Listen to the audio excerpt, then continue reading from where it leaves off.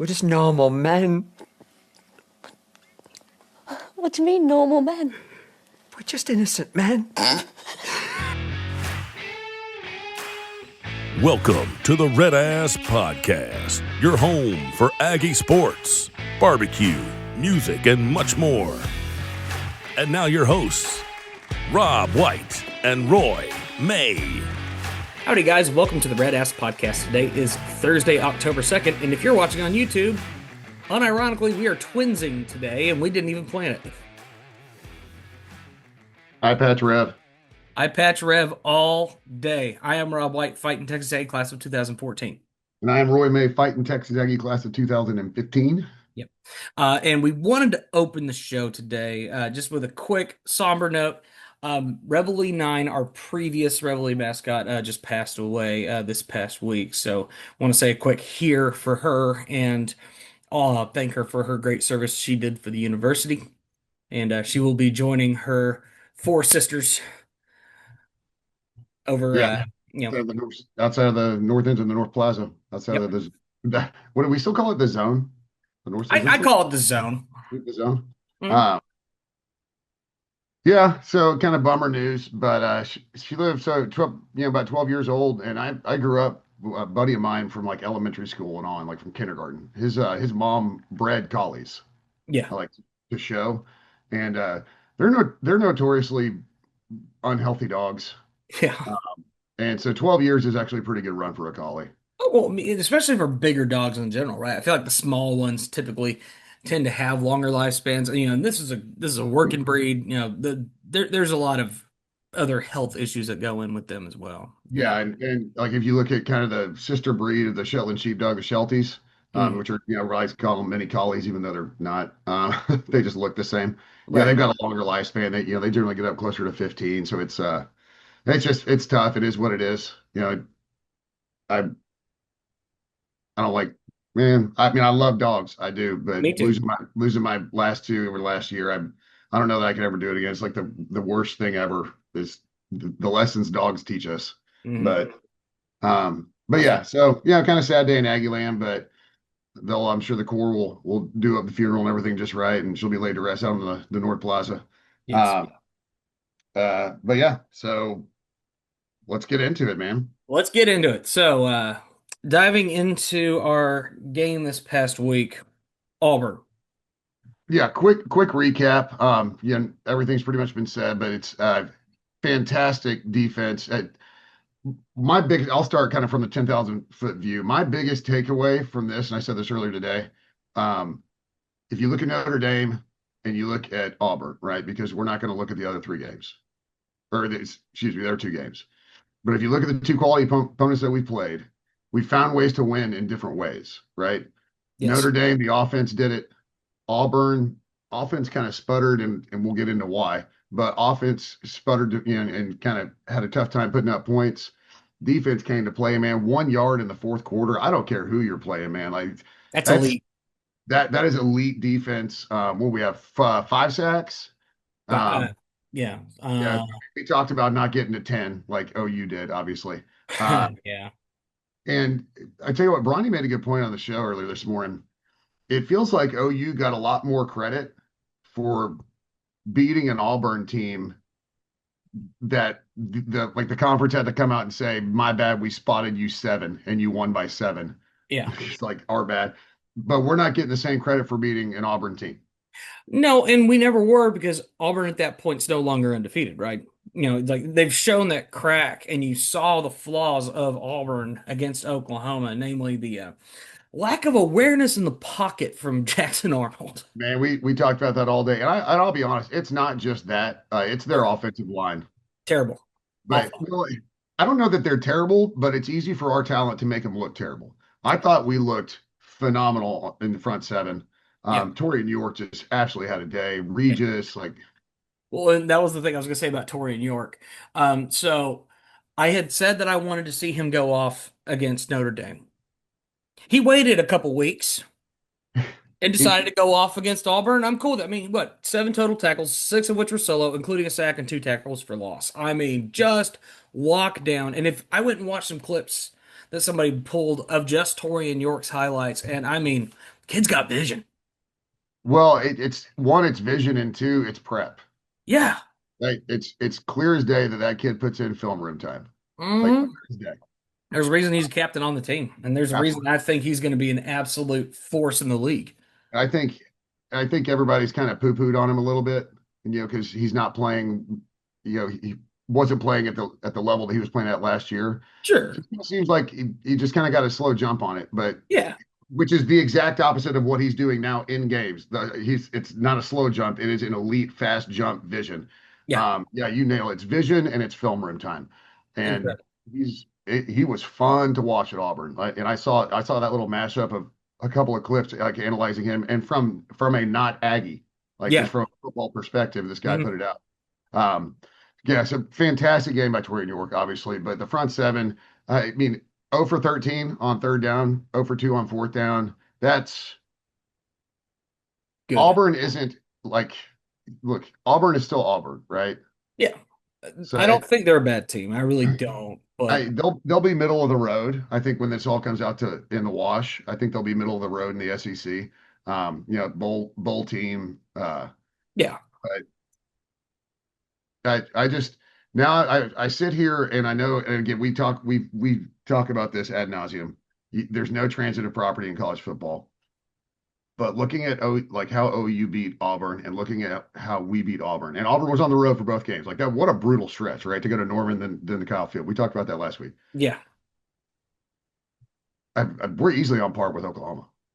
Yeah. I would say, and even more so, if you take away the one thing I have been harping on this podcast from the outset, which has been penalties. If you take away some of those key penalties that ended up killing drives on the way in, which happened a few times, and then take away the penalty that nullifies our touchdown, A&M ran away with the game if that No, takes place. But well, yeah, the score. Well, even with the penalties, the scoreboard just wasn't indicative of the box score, and that's. I mean, that's like saying, if you take away the penalties, I mean, the game played out how it played out. So you can't just sit there and say if we could take away the penalties, because right, we've shown over the last two games that we can't take away the penalties. yeah, you're not But wrong. at least, Eliminate those penalties. well, some of them you're not going to eliminate. There is a penalty on every single play in the game of football at every single level all the time. I mean, there are penalties in flag football. All right, Mhm. Pee Wee League. It's the and Elko talked about this. It's the pre and post snap stuff that's the stuff that you can control and eliminate.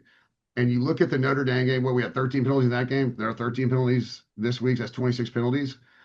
But Yeah, also, if you look at how bad the SEC officiating is, because remember, we took an SEC crew on the road to South Bend. yeah, we did. If you look at that, then all of a sudden you go, how many penalties do we really have? Right, and I mean, and when I'm not going to sit here and turn around and say that Auburn didn't, because Auburn had, I mean, they had 10 penalties for 69 yards. There's Um, 23 penalties in a game. yeah, a lot of penalties. That's where I'm having an absolute issue with it. And I am 1,000% here. Like I'm buying tickets, sitting in the front row, grabbing my popcorn for Elko being snarky about things. Yes. So I understand. Like, I felt like the energy was a little different because I mean, some people are going to make comparisons, obviously, to how the thing went down with Brian Kelly versus the way I think Elko approached it. I, Well, the best part is because there's two different clips I'm talking about. One is the one where he talks about, hey, can we not be so gloom and doom? And right. he took a direct shot at Brian Kelly. Oh yeah. If Brian Kelly didn't catch that, then that's on him. That was a direct, like across the bow kind of thing. Hmm. Then it was his radio show last night. He talked about how much he loved the officials and how they're so consistent, and he's so happy that they're able to be there. It was the most like sarcasm dripping response I've ever. If you haven't heard it, go back and check out the radio show, or I think even Texags clipped it just in a post. Yeah, he's basically the guys about officiating, and he gave the most just not even veiled comment that he for all intents and purposes, he said they're awful, and they're awful every week. They're so consistently shitty like that's just what they are. But he said we're so happy to have them here. Their level of consistency, it's just it was so great. I am here for Salty Elko. Sarcasm goes a long way, and we appreciate it. We I, really do. I, I speak in sarcasm. Um, Beautiful. I'm glad. I'm glad that we have enough pull these days, just as people outside of the organization. I cannot, for the love of me, I cannot understand why the SEC has an official officiating Twitter. That is the stupidest account they could ever have created because all it is people bitching at it for good reason. here you go. I pulled up the quote. So this was on the Aggie Football Hour. They do like the Aggie Coaches Show Football Hour. I think it's at like Rudy's or something like that. Yeah. On SEC officiating, he said, "I think the officials do an unbelievable job. They're the best thing we have in the SEC. It's a consistent performance week in and week out. I'm just blessed to have them on the football field." Bro, I love it. he even threw in blessed. I I love, He should have hashtag blessed it. I love him. I love him. That's great. But it's an issue across the league, and it's something Browning brought up this morning, and it draws some conversation. If Yeah. we like the officiating is impeding the quality of this league in a league that consistently talks about their quality. Yeah. We talk about we are the best product on the field, in the nation. This conference is elite. The officiating is poo. Yeah. It's not great. And honestly, it has bled over. I mean, did you see what happened in that Georgia Tech Wake Forest game? I did not. Ooh, so but without setting up too much, Wake Forest has the ball late, and Georgia Tech guy jumps offside clearly, and Wake Forest snaps the ball.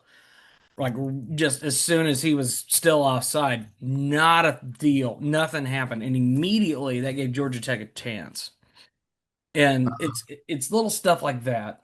Is that shades of LSU and A&M at Kyle Field In when Kellen Moore 2014, threw the interception yeah, because he screwed up? 2014, kind of similar vibes, right? Okay. Similar Like, you back. know, Well, and it, another thing to look at is you go back and starting maybe 2 years ago and before, all anybody complained about it with SEC officiating is they never call holds. There's holding everywhere and they never call holds. And it feels like, and I don't know if it was Bronny Brown who said this, but it was fantastic, kind of a really astute, observation. Does it feel like the league went to the officiating and like mandated, hey, we have to start calling holding calls. And collectively, what the officials heard was we got to call everything, even if it's not like if it looks even close, because there's holding on every play in football. yep, There is, and it feels like they're being intentional about it. Now on our end, look, there are some penalties. There's some you can't deny, right? Like, I'm right, not saying that we're getting hosed by 100% of the calls.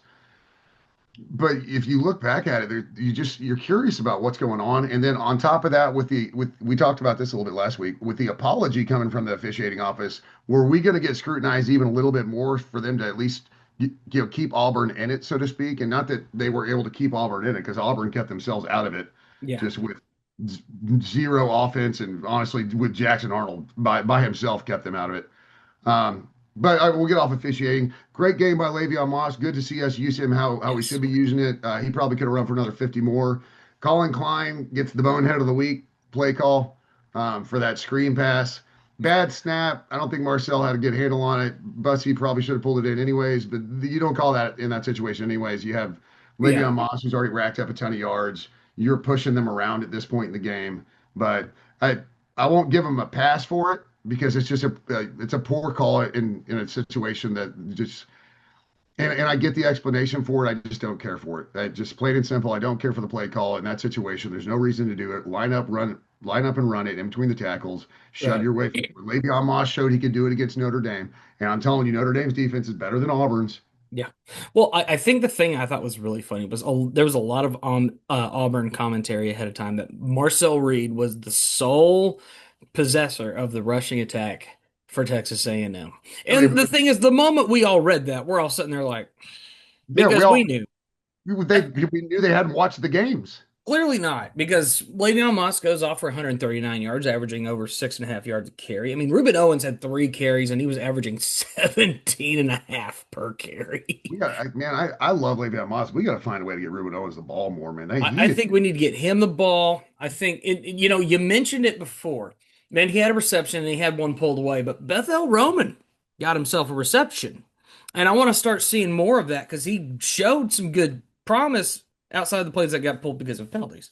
Man, when you line up against us and maybe we'll call it a clear passing down, who are you, like who do you cover? Who do you ensure you cover? Because you got Craver, you have Concepcion, you have Bethel Roman, you have Bussy, and No then you black. have like well, and then you have whatever tight ends are out there. Yeah, I mean Nate. I mean Nate got himself another reception today. And you got Yeah, Thor, you got Nyblack. So it yeah, not black. I mean, we could. It almost feels like we could go old school Houston Oilers and go run and shoot, man. Just with We, the we tools that we could. have, we could line up in five wide and just see what happens. I mean, you have enough talent in the receiving core at the moment, and they've shown it. Not everybody was getting a ton of receptions, but today was. I mean, this game was more of a Concepcion game versus a Craver game, but they both combined for 11 receptions between the two of them, and both were averaging pretty well on those receptions. So, you know, So I love what I see. I love the fact that the defense can win a game because we saw yes, the offense win a game, right? Notre Dame give up 33 points and a special team score.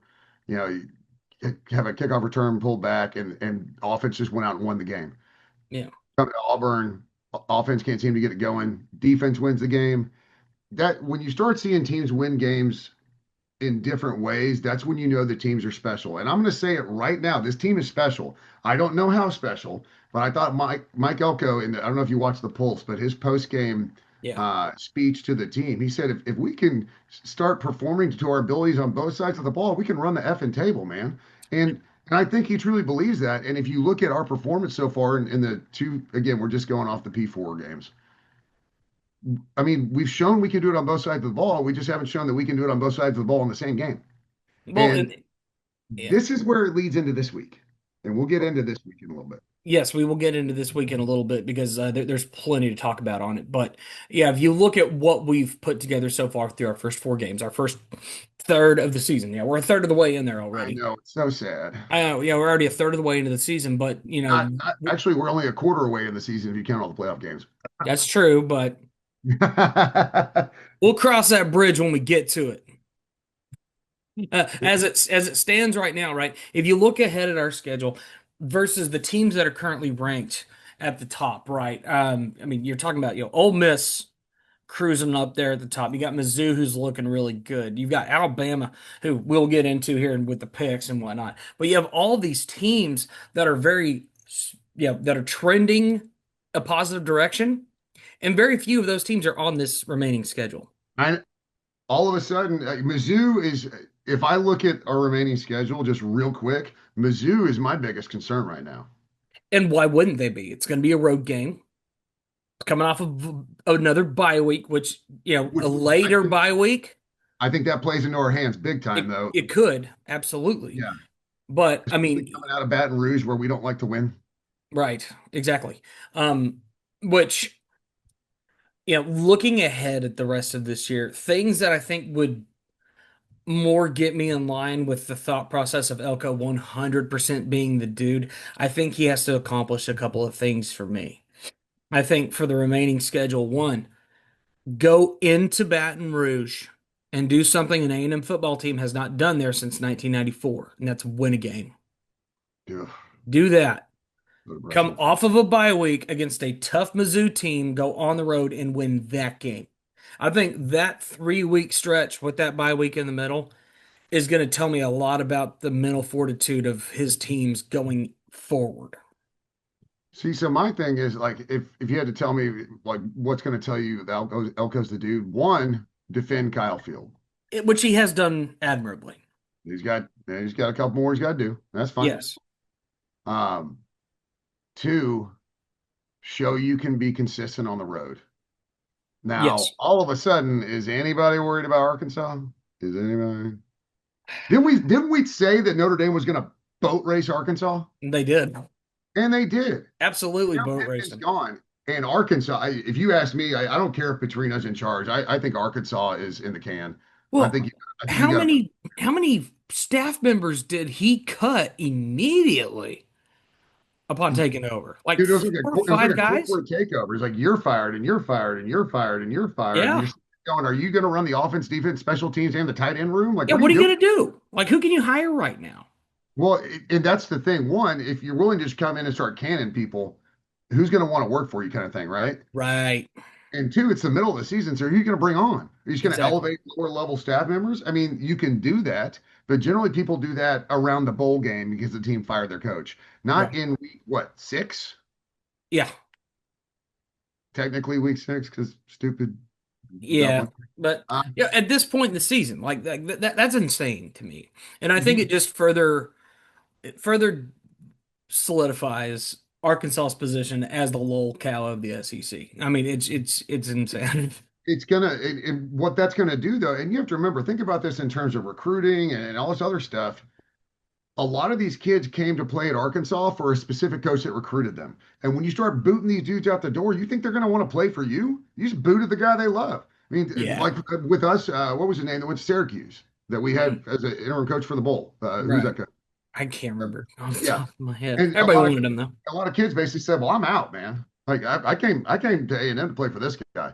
So Petrino doing that mid-season, he's going to have a fractured locker room Yeah. on a team that's not very talented. That's not a great recipe for success, but you know what? I can't wait to watch it come off the tracks. I can't either. And we will Arkansas certainly, top five-ish dislike. yeah. And we'll see them here later this month. No Guys, question. now I'm looking forward to that game. Yeah, me too. I mean, like I said, preseason, like what did I say? I said we were, like I said, with my 8-4 prediction, I said we were going to lose some kind of combination of either Arkansas, You said Mizzou, you South said Carolina. Notre Dame, LSU, Mizzou, and Texas. Oh, did I? Oh, I didn't include Arkansas in there. Wait, hold on. I thought I included No, Arkansas. you picked Arkansas and LSU. You picked Arkansas and LSU. I did. Yeah. And obviously, with this change, I can't expect us to lose that game. Well, and I You know? think because we talked about the difference between playing a Florida team without their head coach in Arkansas, we were like, man, but Petrino, crap. But then he came in and just axed a bunch of folks. Immediately. That changes everything. Now It he's does. just a complete psycho. Yeah. I don't know. Maybe his motorcycle girlfriend told him to fire those dudes. I don't All right, cool. All right. All right. know. Let's go ahead and since we're talking about these previous matchups, let's jump into those picks from last week. Yeah, yeah. So you went 4-1 last week. Ooh. I went 3-2, so not awful. We both picked Notre Dame. I thought that was the easiest pick of the week. I No honestly, question. Oregon, Penn State. I took Penn State. You took Oregon. I saw a clip earlier today, and I can't remember the dude. He's real popular on Instagram. He does SEC stuff, well, college football stuff in general. And it's the same guy, but he puts on different shirts, kind of like the Andy Agar Right. kind of approach. And some dude, like he was going back and forth. Ohio State was there in Tennessee, and then Penn State. And he goes, "Dude, you've had Drew Allar for like 13 years, and you can't still win a meaningful game." I was like, "Dead, dude, dead." I don't know why. It's you know what? It's completely on me for thinking that James Franklin could ever win a game that matters. James Franklin, since being at Penn State, is 4-21 against the AP top 10. Yeah, and I'm the idiot that picked him.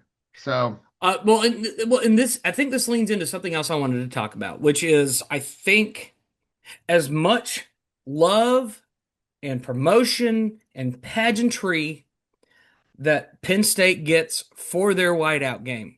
How often do they win that game? rarely. Maybe Let's they see. should start doing that as like their homecoming game, where they play like a Sanford or Eastern Middle Tennessee Tech. Okay, yeah. So Penn State does have a positive record in the whiteout game. I think it's like 4-3. That's not, but see that record right there, that's mediocrity. 4-3 is not a positive. I mean, technically it's positive because it's a winning record, but 4-3 in what you decide is going to be the most intimidating environment in all of college football, and you're 4-3 in those games. So Yeah. that's the thing. Happy Valley, I'm sure it's a great environment. I'm sure they're loud. The whiteout game they go crazy for.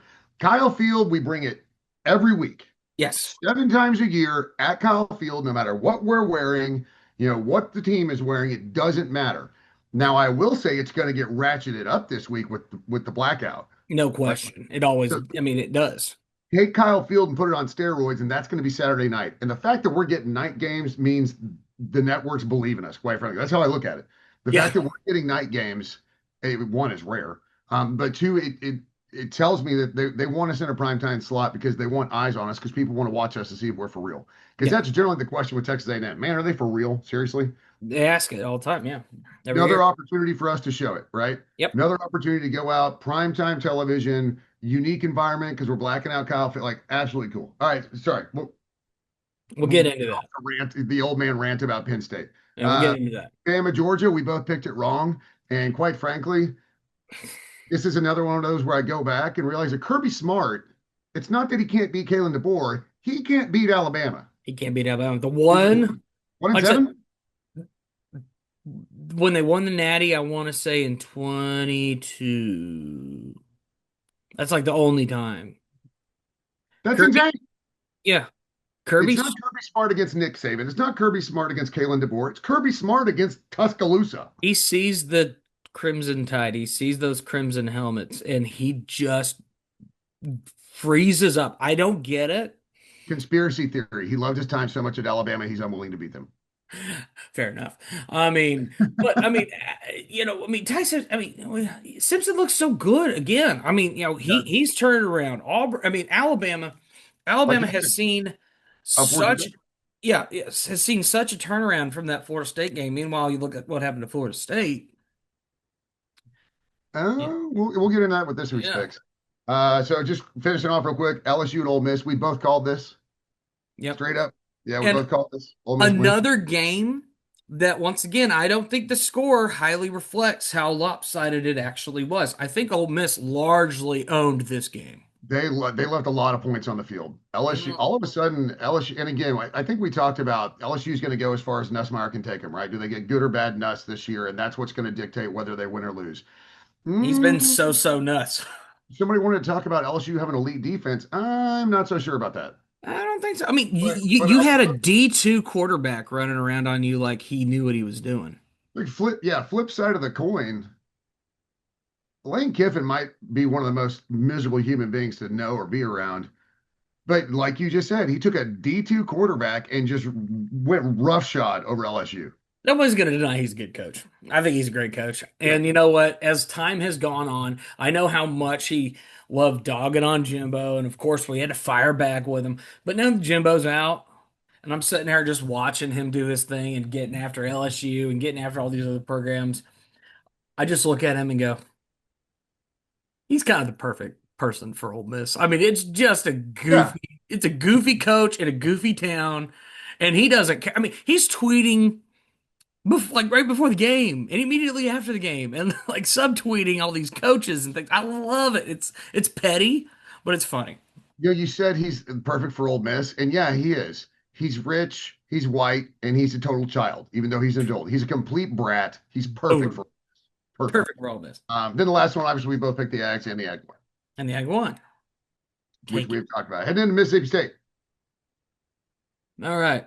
Man, so I had this at a 14.5 line. That's what I saw it at when I did it yesterday. It's run to 13.5. So, a little bit of money has come in, obviously, just to move the line. Again, if you guys don't understand how lines work, Vegas sets a line based off of kind of their knowledge initially.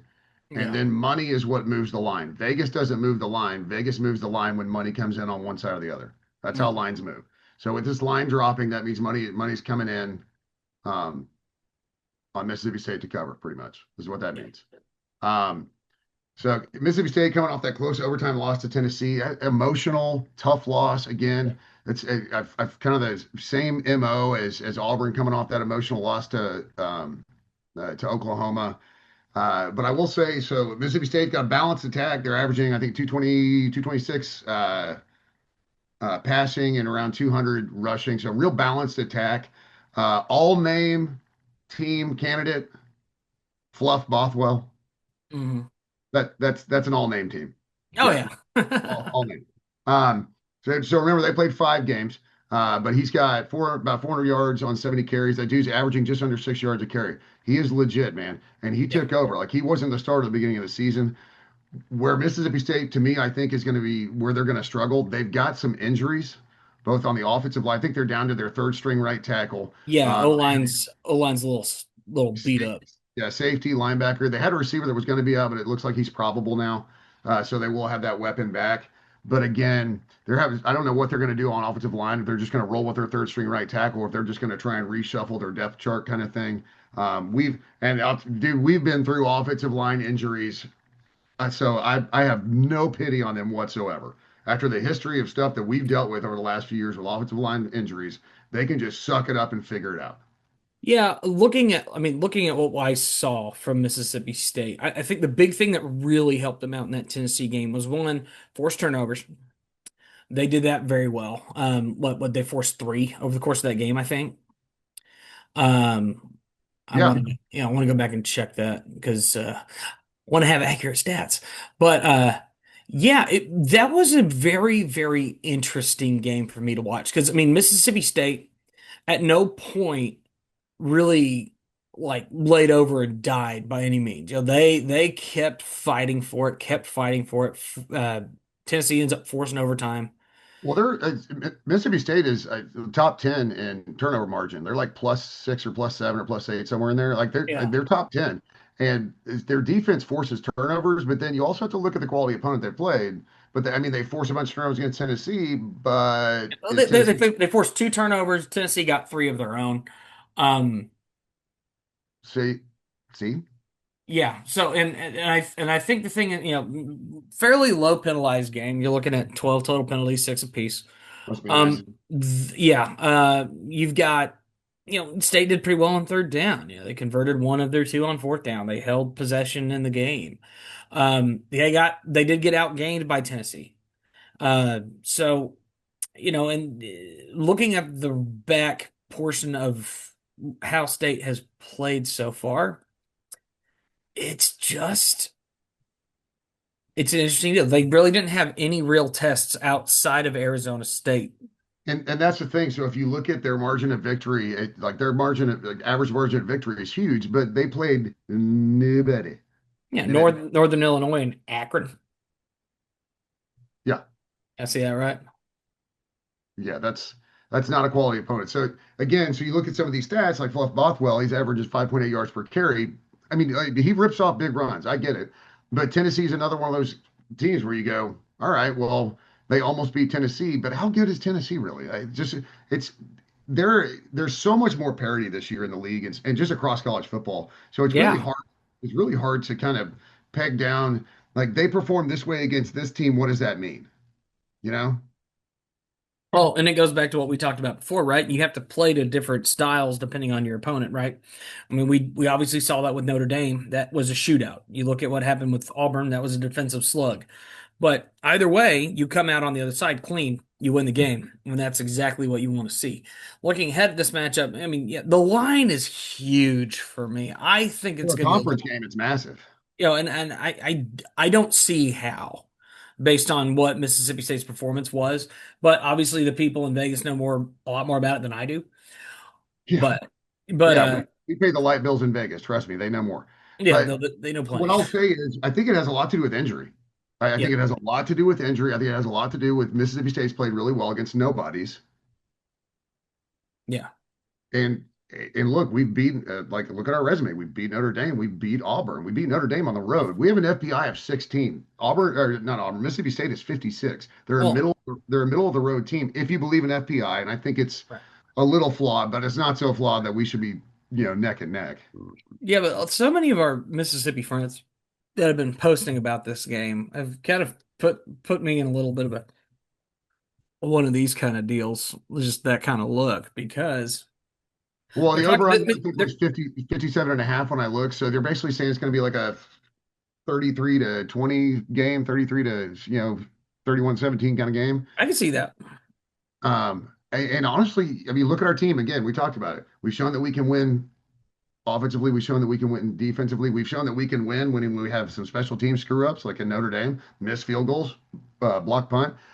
Speaking of field goals, kudos, Randy Bond, great game. You miss big time field goals. Kickers are weird in the head, man. And Yeah, so to see he him bounced back.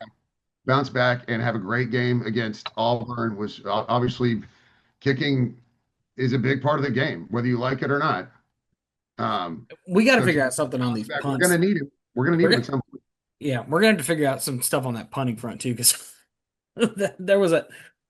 I mean, we unfortunately did set up Auburn a couple times in that game with maybe a weak punt or, obviously little mistakes here and there. But I mean, largely you did your job.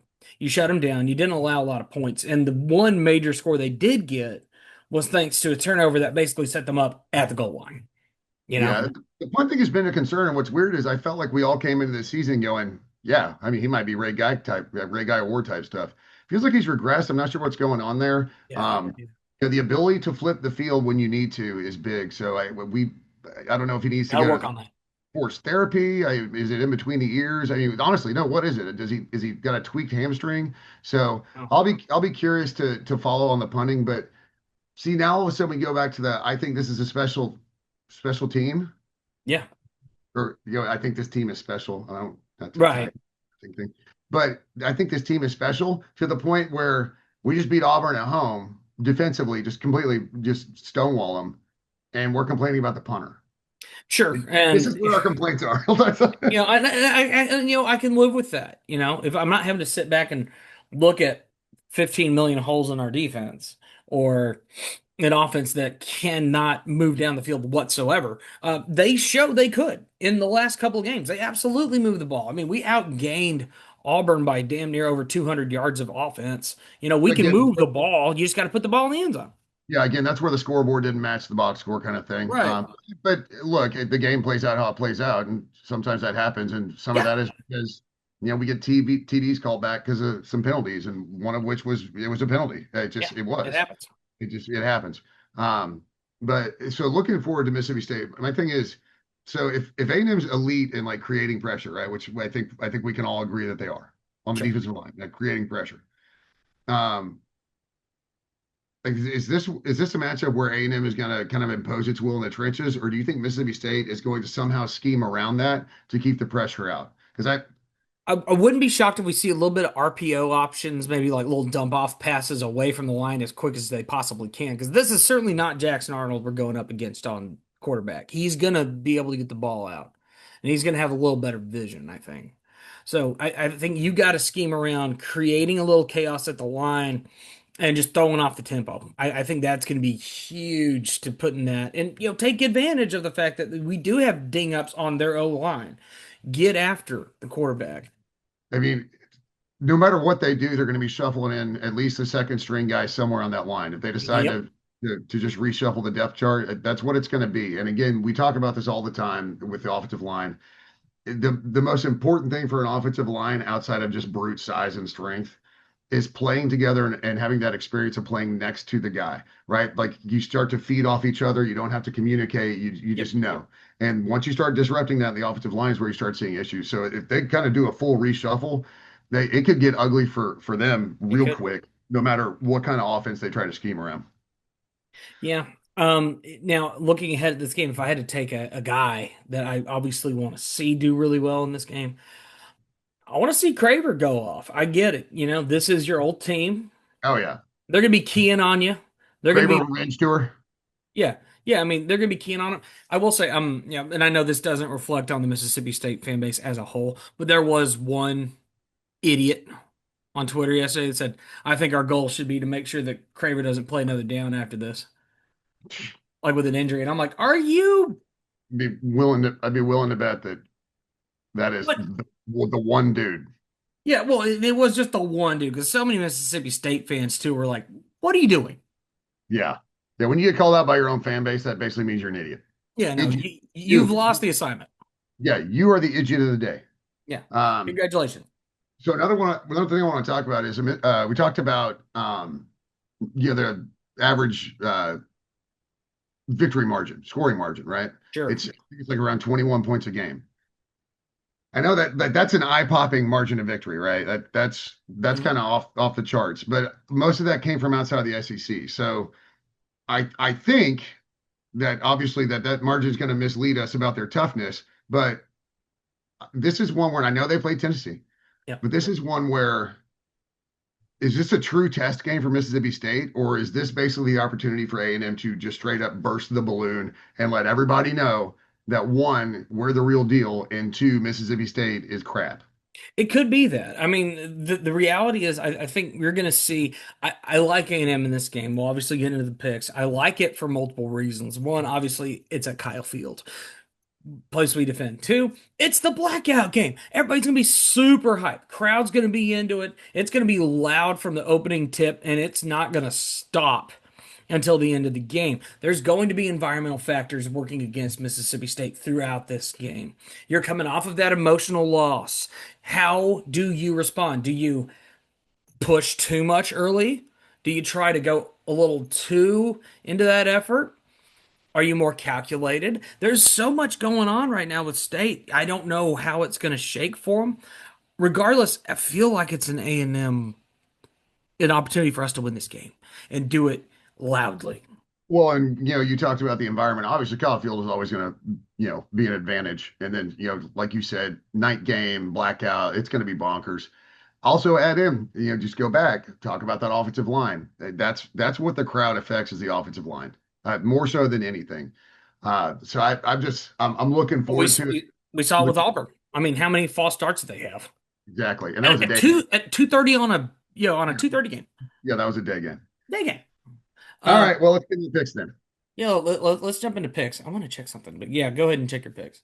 All right, so let's see here. I tried to stay in the top 25 this week, and there weren't a lot of great lines, but I picked what I thought was at least something interesting to talk about. A couple of these are big lines. Well, three of them are because ours is monstrous, but the other four, two of them are kind of big lines. They're both at 10.5 when I saw them last. The first one is number 16 Vanderbilt at number 10 Alabama in Tuscaloosa. Is a 10.5 point favorite. Yeah, I mean, the line, the matchup predictor, it's a little goofy, right? I mean, we're looking at it, and they're really feeling like right now that Alabama's got a lot of favor in this game. And why shouldn't they? You just came off of taking down Georgia on the road, and you've looked good doing it. Yeah, they're know? on the upward trajectory. I think the Cinderella story ends this week for Vanderbilt. I think Bama wins, and I think Bama probably covers, quite frankly. I'm honestly with you. I think Vanderbilt's great. I think they're a damn fine team. Pavia's fun, but I don't think they do it back to back years. I I, just I don't. think I think it's one of the best teams that Vanderbilt has probably ever fielded, quite frankly. Yeah, But here's their ceiling. it's Alabama. I don't foresee them getting over that. Even if this one was in Nashville, nope. No, I'm on Alabama at this point. I mean, you take down Georgia the way Yeah, you took down Georgia. yeah. All I'm right. back on the Number three, bench. Miami on the road in Tallahassee against number 18, Florida State. Miami is a 4.5 point favorite. Yeah. Well, the question becomes, does Florida State bounce back? Right? I mean, you're coming off of a tough, once again, road loss against Virginia. And I mean, I would have not have wanted to be on that field. I mean, you saw how fast they rushed that thing. That was impressive. Yeah, But it just Florida State is baffling. yeah, I don't have much to really kind of gauge Florida State right now. I mean, you took down Alabama at home, first game of the year. And we've gone back and looked at, how much weight does that first week hold? Namely, I'm gonna list out the Clemson LSU game, right? We see that opening week draw. This is a top 10 top 10 matchup, big time game. How would you evaluate LSU and Clemson right now? Clemson's not even in a conversation at this point. They're so far gone. And LSU's coming off of what I think was a revealing loss about that team. It's a good way to put it. Yeah, good way to put it, right? Well, I think, was Florida State now in that same boat? Have they been revealed a They're little bit? trending in the opposite direction. They're Not trending in in not in yeah, a good way. they're trending in the opposite direction. Meanwhile, Miami coming off of a bye week after winning another rivalry game, and now you get to go on the road to Florida State. And I mean, you're sitting at, what was it, 4.5, 3.5, depending on where you're at, but you basically coin flip on the road. No, But no, it's not a I've, coin flip. If you're 4.5 on the road, I mean, you know, you it, get this one's showing 3.5, but yeah, 4.5. yeah 3.5, 4.5. I mean, that means you should win by a touchdown because they're Me, giving Florida State 3 points for being at home. I'm all in on Miami here. I I'm the think, same. I yeah, don't know that Miami's the best team in the country by any means, but I think Florida State's trending in the wrong direction. Losing to Virginia is, I mean, this isn't lacrosse. or I would say they're still my number one for the moment. Obviously, we'll see kind of how it pans out from there because we really don't know how the rest of that schedule is going to shake out for them. Plus, the SEC is really starting to kind of come into its own. We'll start seeing who the top dogs are over here. But if I was a betting boy, I'm not really feeling Florida State in that game. Give me the Canes. Speaking of hurricanes, a little transition. We were talking about this before the podcast. So, fun fact: we have Oh, yet we have yet to see a single named storm enter the Gulf this year, which is, I think, the first time this has happened since 1911. So over 100 years ago. And on top of that, looking at the long range forecast, there's one system that's kind of creeping into Florida, but it probably won't develop in time to actually get anything going. And there's one other one, but I have a feeling that one will stay south. So if that holds, there will be zero hurricanes that hit the mainland U.S. in 2025. that was a fantastic segue into the absolute nerdery that Go we do. Canes. Okay, so the next one, I thought this was going to be a good game, and I saw the spread, and I was kind of surprised. I'm considering maybe we pick this one on the spread. This is Texas Tech goes on the road to Cougar High. Tech is a Ooh, 10.5 point favorite on the road. yeah. I feel like we should bet this on the spread. I mean, I thought Houston was better. Yes, I would think that, but I mean, if you go off of what the metrics are saying, I mean, they're really liking Texas Tech in this game. I mean, and I don't blame them either. Texas looked outstanding offensively. They look outstanding defensively. I love Connor Wegman. I support seeing some of our guys do well outside of Aggieland once they leave. I think Oh, yeah. Wig, I think Wiggy's a damn fine quarterback. Texas Do we Tech's gonna roll. do we want to bet this on the spread? If we do, I'm still picking Tech. I think Tech runs away in this game. They have shown it time and time again. I think their toughest game before this was Utah, and I don't think Utah's a bad squad. That game was on the road at night, started at like 10 a.m. Mountain Time, completely threw off the schedule, and Tech had a slow get going, but by the fourth quarter, they were punching them in the mouth. This is a Texas game. This is in Houston. It's going to be a full house, but there's going to be so many Texas Tech fans there too, I guarantee, because they're all over Houston. Tech runs away, and I don't think it's going to be particularly close. Yeah, I'll take Tech. They've looked impressive. I hope I'm wrong. I hope I'm wrong too, because I would love to see a little parity there. I want to see Houston kind of pop that bubble. I would Yeah. be way okay with it. Let's create a little balance in the league. But the fact is, like, if this doesn't happen, Tech's gonna win the Big 12. Yeah, I want it because Tech fans are insufferable.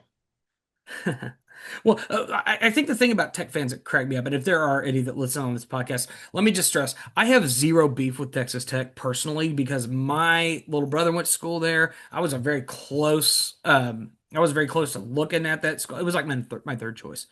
I was very close to going to Tech. I had no issues with the school. That 2011 game where somebody decided to call my mother an Aggie bitch, and they started throwing full on loaded water bottles and stuff into the section, pouring out drinks on members of the band. Yeah, that filled me with a little contempt for Tech in that moment. But since I mean, I didn't have a chance to really experience the rivalry in the 90s so much. Going into the 2000s, that wasn't my era. So I get to this stage, and I have Tech fans that are like in my ear, and I'm like, who are you and why do I care? You're in Yeah. Lubbock, go away. Some of us remember the 90s. Oh, I'm sure. Raider Rash, Raider Trash. Well, and don't even get me started on the whole like the field goal post incident. Yeah. Like there's plenty of reasons not to like Tech, but I would say within the past 15, 20 years, I just don't care anymore. No, it's if you don't play them, you don't interact with them. Yeah, All right. them or Baylor, really. But They were never significant. All right. Number nine Sips go to the swamp for the first time, I believe, ever, to play a stumbling Florida. The Sips are 6.5 on the road. So they're about 10-point favorite neutral. Let me ask you this question. How's Florida scoring points?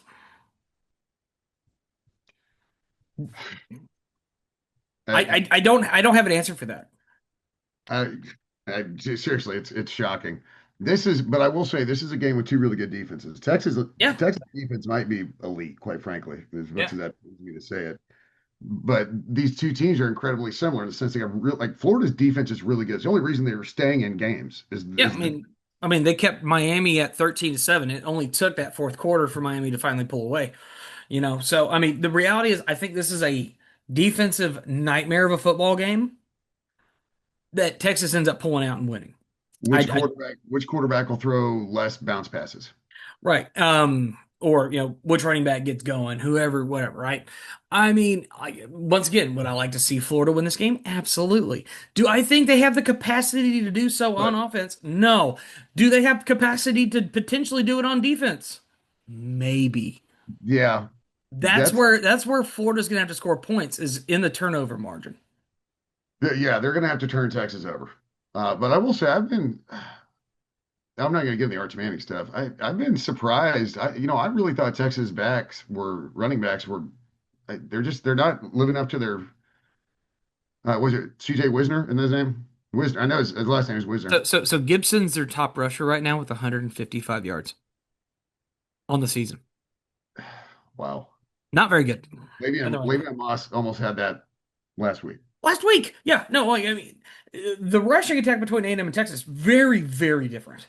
The main reason Texas continues to hold their position is because their defense is elite.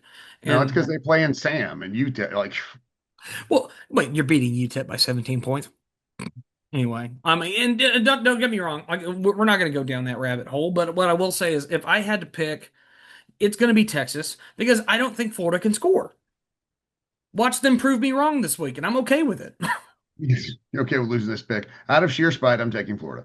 And that's fair too, but I am more than willing to pick Texas in this game strictly because I don't see where is going to even score points.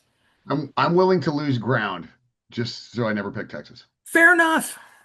All right. And then the final game, obviously, Mississippi State at Kyle Field, number 6, fighting Texas Aggies, 14.5 or 13. Excuse me. I looked up right before the show. It's 13.5. I did this last night, but 13.5 at home, at night, blackout game, eye patch rev. I mean, I think this is easy, and I think we cover. Yeah, I mean, whoa, that line actually jumped on this end. We're up to 16 and a half. What? It just jumped. I don't know why. Was there Did an the Buc- announcement? did the Bucky's owner go Vegas and go Mattress Max style? I don't know, but we just jumped to a 16 and a half point favorite. I don't know. Just on the live, right? I mean, we're holding it 13 and a half. We're saying that, I mean, we're not picking the spread anyways. No, we're But not. But I think here's the deal. I think 16.5 in a conference game? I don't know. Something's got to be up. Something has to be up. I mean, obviously, I can't pick against that. I can't pick against my guys in this situation because there's too many factors going our direction. It is at night. It is at Kyle Field. It is going to be the blackout game. The students are freaking hyped for it. Let's go to the football part of it. We're undefeated. Undefeated. Offensively and defensively. We've been on the road to South Bend and had an absolute shootout. We played a slug match with Auburn. How do you not take A&M? Yeah, I can't. And I'd be, man, 16.5. I mean, I'd even consider putting money on that. that's a crazy spread, but it gives me vision. It reminds me of something that happened in 2012. So rewind the clock. My junior year, the weekend I turned 21. A few weeks later, it's October, and we go to Vegas. A&M, I think, was playing Auburn that night, and we just dog walked them in 2012. It wasn't even close. But State was playing Alabama that night. And I put money on State because it was a 20-point spread and they were undefeated. And I thought to myself, there's no way State's going to get held 20 points aloft. Of course they did. Just gave that money to Vegas. Yep. See, there's a reason, man. There's a reason those There's a numbers are what reason. they are. And I get that, money drives the lines, but the opening line is set by Vegas. Yeah, and it just kept going up for A&M. 16 and a half. That's bonkers. Well, here, let me write it down. You're taking the Ags, obviously. Gig 'em. All right. Gig 'em all All day. right, man. Well, I'm ready for this week. That's for sure.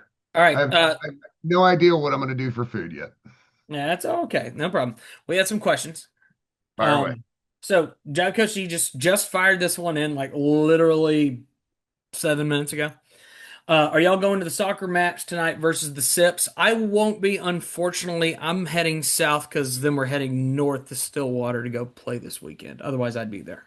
I unfortunately have plans, but I will try to keep it on the TV in the background.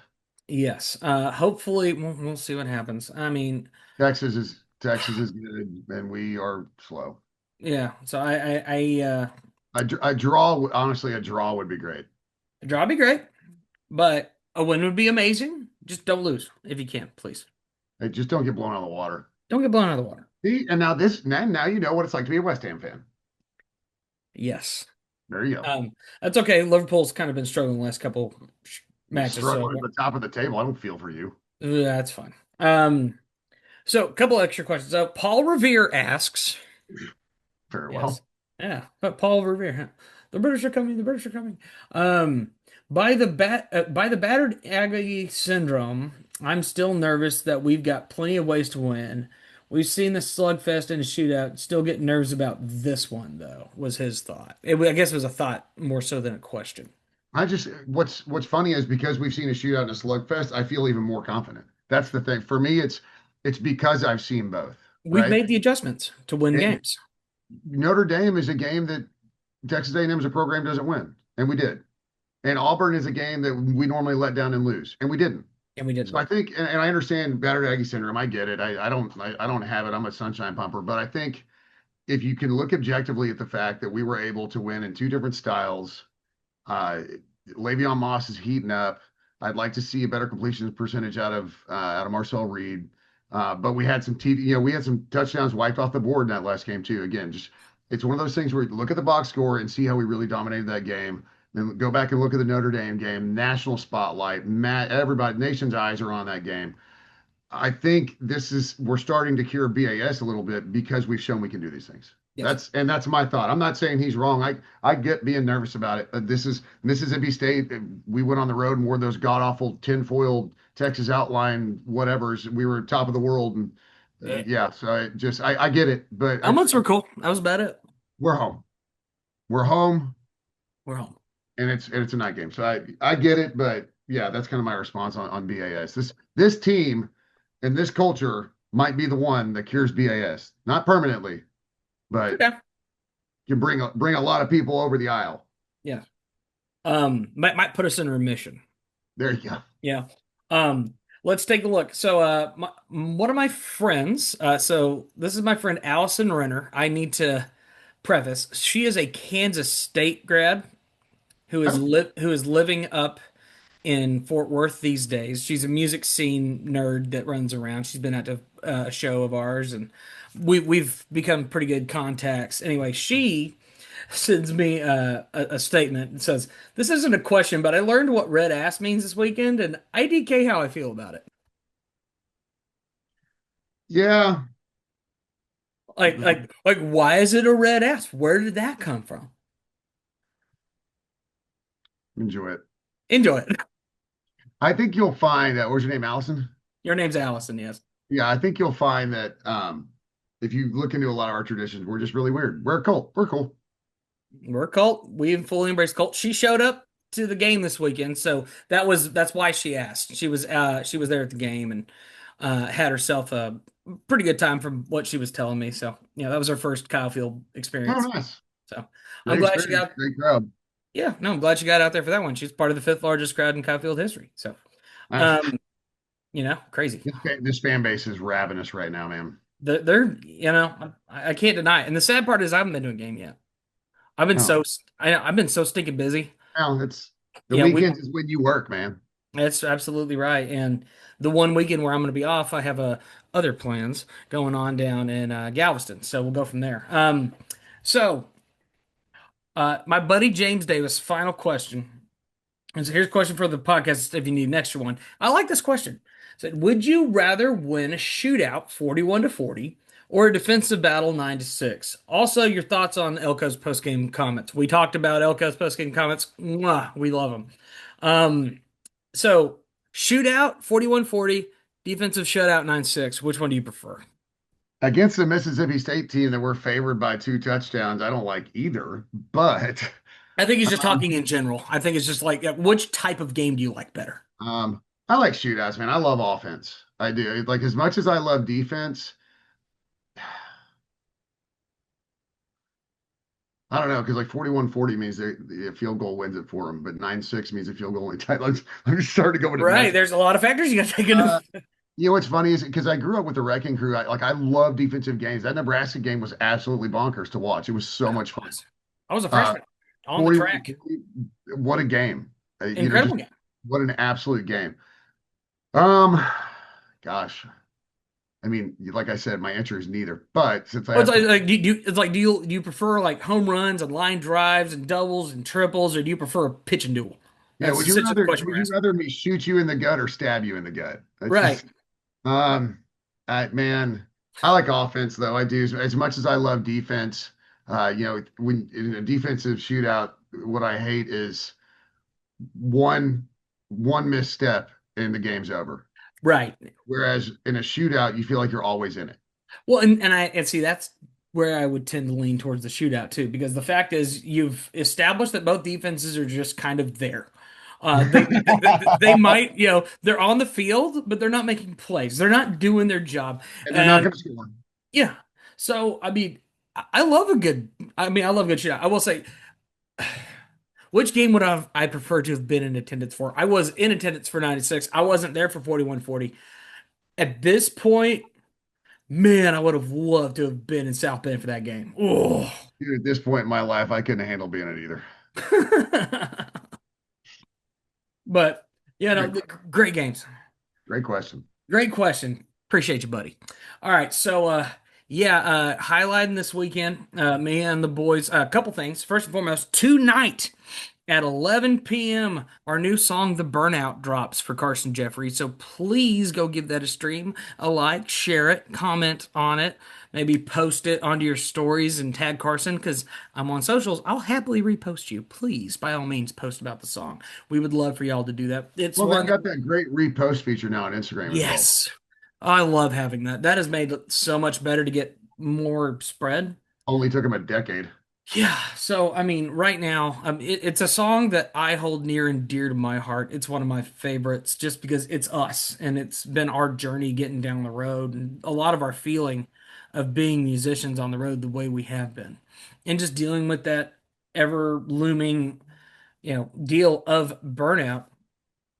Um, it affects everybody on the road, especially when you've been gigging as long as you have. I mean, I've been at this for 8-9 years, just been running the roads. It's tiring, it's rough, and so having a song like that, Like your mother likes it, Trebek. yeah, exactly. So we're excited about that song coming out. So be sure to get ready for that one. But yeah, we're heading to Stillwater. And we are headed to Littlefield up near Lubbock this weekend. Yeah, so we're doing a little festival out there. So we're gonna be running the roads again, but then off next week, and we'll have plenty of chances to catch up on some of these sports and all the other fun things that are going on. So Yeah, maybe a little more weather talk. maybe a little more weather talk. I pray we finally get that cold front. I'm We just still got waiting. another summer left in us. You know that. Oh yeah, we're living it. We're living it per usual, but be sure to follow us on our socials. That is Rob the Slapper on both Twitter and Instagram. Roy May 15 on Twitter, Roy May Jr. on Instagram, as well as the RedAss podcast. And be sure to follow that one too. Be sure to give us a like, comment, subscribe on YouTube, hit that little bell so you know when we're uploading. Share And it with your friends. yeah, please share it with your friends. You got Aggies that you like, get them to listen to it. If you got Aggies that you don't like, get them a chance to listen to it. You got people that aren't Aggies and you don't like them, send it to them. We don't care. We're not particular. So, Yeah, fire all that good stuff out, guys. Thank you all so much for checking out the podcast today. I am Rob White. This is Roy May. We are the RedAss Podcast. Take care. Beat the ever living hell out of TU tonight, and beat the ever living hell out of Mississippi State. Wear black if you've got Reveille rocker. Have a great time. Gig 'em. We'll see you next time. There you go.